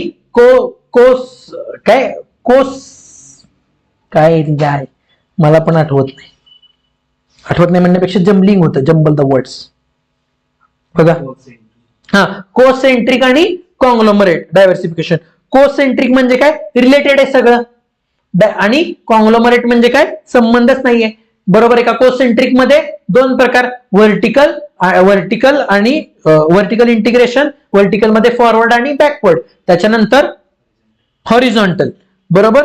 आणि कॉंग्लोमरेट नंतर आपण बघितलं तिसरं छोटूसा बाय प्रोडक्ट होता इनोव्हेशन. इनोव्हेशनचे फायदे आपण बघितले. इनोव्हेशनचे फायदे काय आहेत, कॉम्प्लेक्स प्रॉब्लेम सॉल्व्ह होतात, प्रोडक्टिव्हिटी वाढते, त्याच्यानंतर कॉम्पिटिटिव्ह ऍडव्हान्टेज मिळतं. त्यानंतर बघितलं एक्सटर्नल ग्रोथ स्ट्रॅटेजी, 2 प्रकारच्या, मर्जर्स अँड ऍक्विजिशन आणि स्ट्रॅटेजिक, बरोबर आहे का. मर्जर्स अँड ऍक्विजिशन आणि बघितले आपण strategic alliance. Mergers and acquisition मध्ये आपण बघितले 4, हॉरिझॉन्टल मर्जर, व्हर्टिकल मर्जर, त्याच्यानंतर कोजेनेरिक मर्जर आणि कॉंग्लोमरेट मर्जर. त्याच्यानंतर आपण बघितले स्ट्रॅटेजिक अलायन्स. स्ट्रॅटेजिक अलायन्सचे बघितले आपण फायदे. स्ट्रॅटेजिक अलायन्सचे फायदे कसे आहेत, ऑर्गनायझेशनल फायदे, एकमेकांचं रेप्युटेशन वापरता येतं. इकॉनॉमिक फायदे, एकमेकांचे रिसोर्सेस वापरता येतात.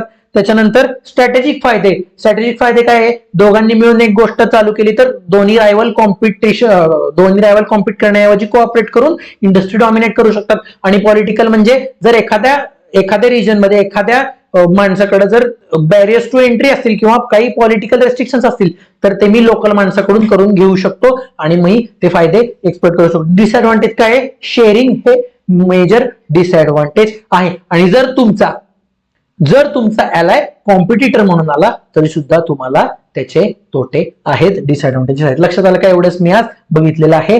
हा टॉपिक प्रचंड इम्पॉर्टंट आहे. बघूया, घेऊयात ब्रेक आणि नेक्स्ट सेशन मध्ये भेटूयात कपडे बदलून उरलेल्या टॉपिक सोबत. Okay, bye bye. C A professor signing off. Take care.